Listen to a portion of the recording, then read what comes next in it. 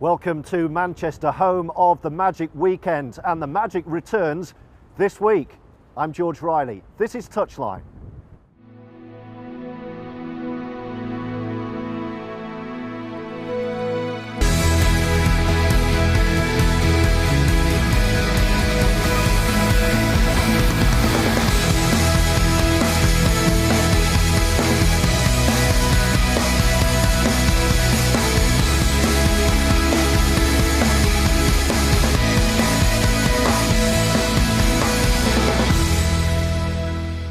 Well, it doesn't seem like 5 minutes, does it, since Kevin Sinfield lifted that famous Super League trophy again for the latest time at Old Trafford. But we're ready to go for Super League, another season of extraordinary rugby from these extraordinary players.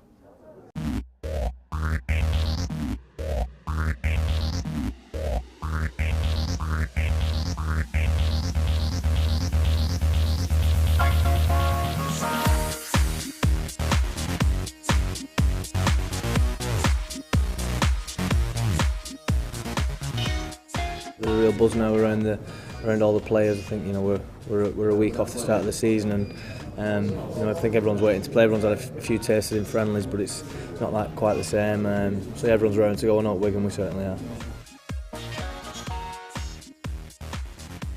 I'm ready. I've had a good pre-season. My body feels good, so I've got no excuses really. I'm ready to go. Obviously, we've got a new set of senior players now, and they're setting the standards and showing us where we need to be in professionalism and in training. We're confident. We're looking pretty good, and we're feeling pretty good, I think.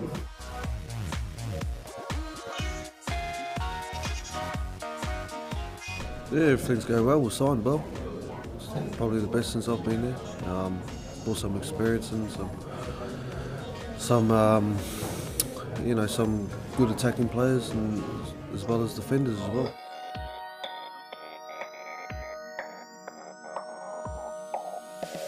We're quite a young team now, and the younger people will have a little bit of less pressure on the shoulders, to perform.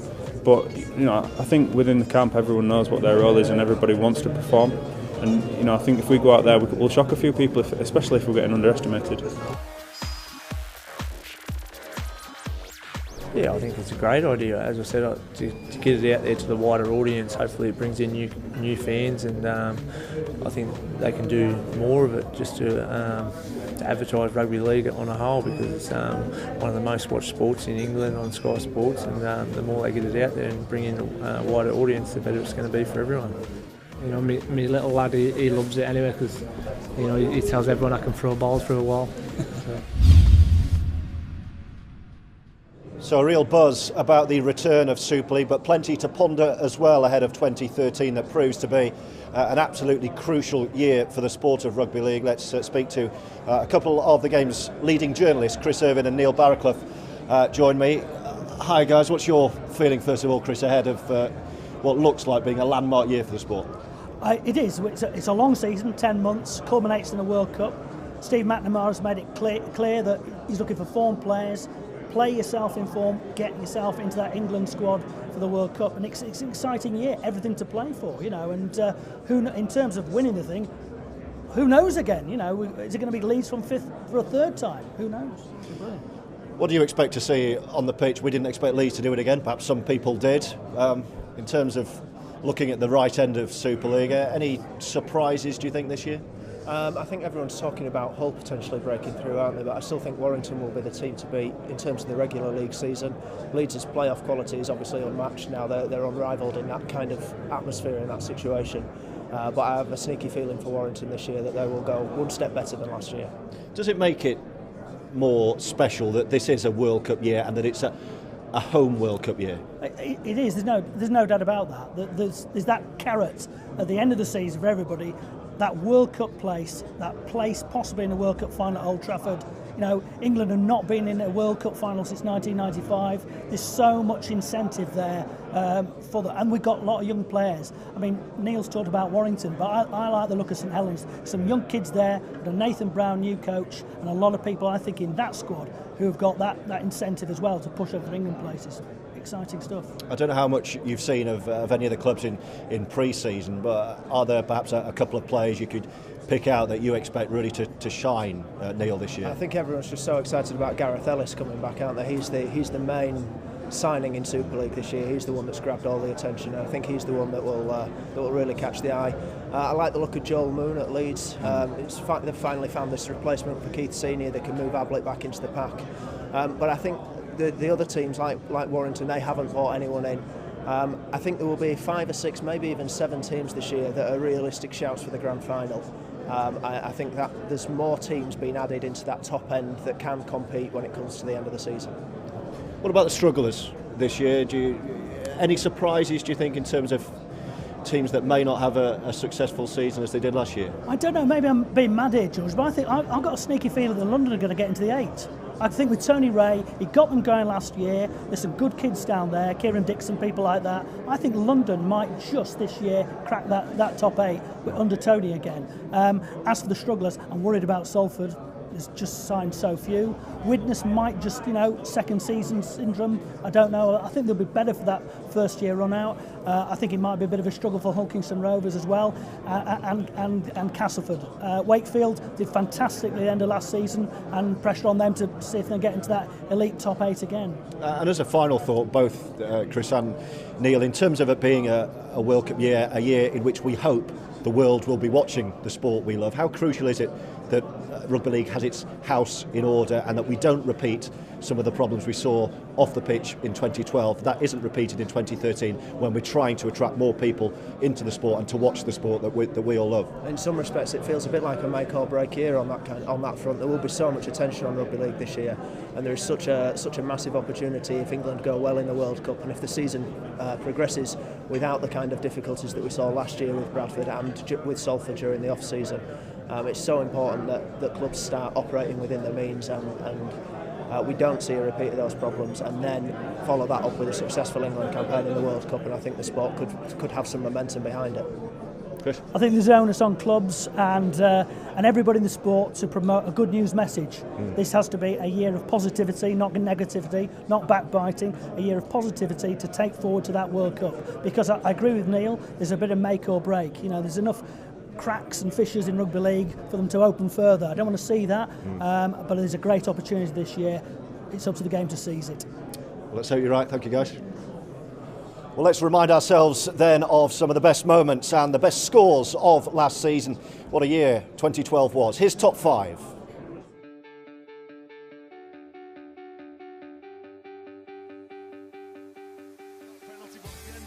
Try 5. This effort from Hull FC and Kirk Newman, seemingly going nowhere. Hull FC just keep the ball alive, working it left to right, and then a terrific turn of pace from Turner. Gets the incentive through the middle, and it's Yeaman who ducks over and just about makes it.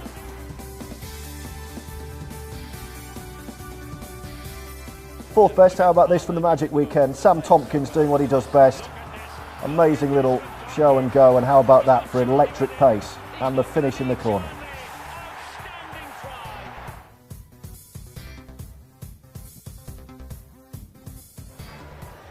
Third best, this from the Bradford Bulls. Bit of Harlem Globetrotter stuff to keep the ball alive. How about that?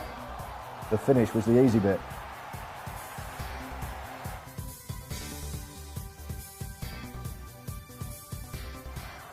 Try number 2, again in the Hull derby.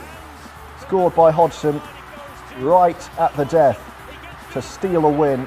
The step and the pace and a bit of magic on Magic weekend.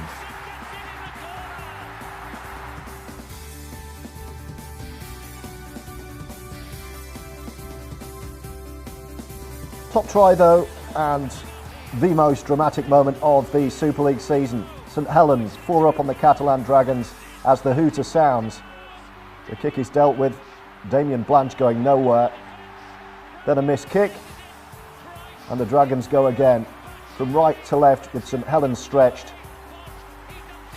And eventually the key little pass from Duro, and Millard off the left with the top try.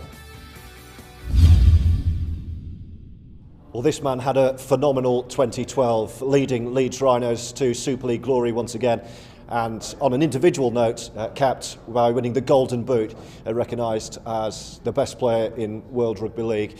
Kevin Sinfield, how quickly it's all come round again. I bet you can't believe you've got to get going straight away now.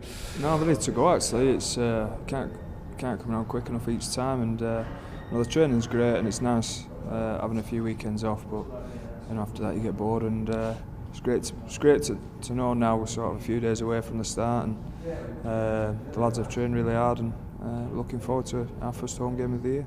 You have to look forward as you do as a professional sportsman. Do you ever take stock and look back after the dust settled on 2012 and think, blimey, I can't believe what I and we achieved? Yeah, it's it was just a real strange scenario, and the last sort of 4 or 5 months have been real surreal, and pinched myself at some of it. To come from 5th again was unreal, and to win the grand final and captain England and got the Golden Boot, it was all it's all a bit of a blur still. So, but I think you can't look back. There ain't time to look back.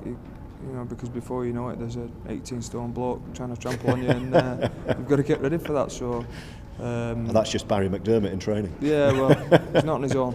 So it's no, the games can't come quick enough. Ultimately, they're what we're all here for, and I play every day, but I love playing and the challenge of it. And 2013's got some huge challenges that lie in wait for all of us. What's 2013 going to be like? You listen to your chief executive Gary Hetherington and Nigel Wood, the boss of the RFL, calling it a landmark year, perhaps the most important year for the sport since, well, perhaps ever.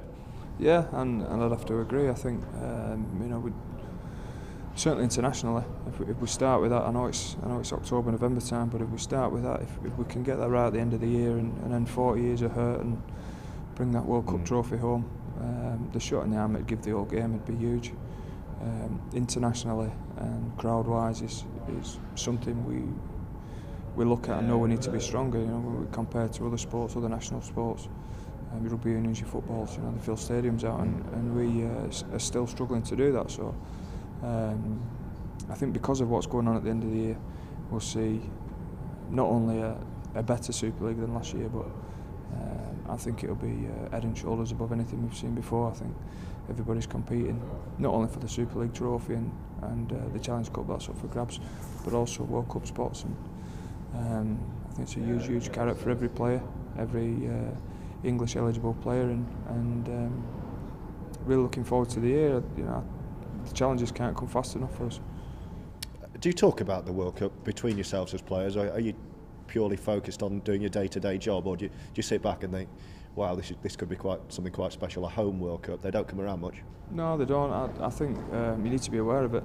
You need to know how the squad's going to be selected and what lies in wait come the back end of the year, but ultimately you've got to play well, and the place to do that is for your club. So I won't say we talk about it. I think we all realise what's at stake at the back end, and how we need to play to get into that squad. And first and foremost is playing well this Friday, and if you can start well, continue that, and like I said before, what Steve's put together has been fantastic, and I think the pool of players that's available now is bigger and better than it's ever been, and you've got to play well to get in the squad. And having lifted the Super League trophy again, you are again the team everyone will want to knock off their perch. You look around at some of these quite frightening figures behind us. There's going to be some real competition for you again this year. Yeah, there is. Yeah, there's some great teams, and the usual suspects will be there or thereabouts. But I think everyone's improved. Everybody's recruited really well, and even some of the sides down near the bottom of the table last year have, take Widnes for instance, bringing in Kevin Brown and Gareth Hock, and two great signings, and another year under the belt. I don't think there's an easy 2 points for anybody anywhere, and it's going to be a real competitive league. Well, we wish you well again. Thank you very much. As we do to every Super League team. That's about it from us, but we are ready to go. The waiting's over. Everyone's buzzing to see Kevin's Leeds against Hull FC, the start of another season of extraordinary rugby.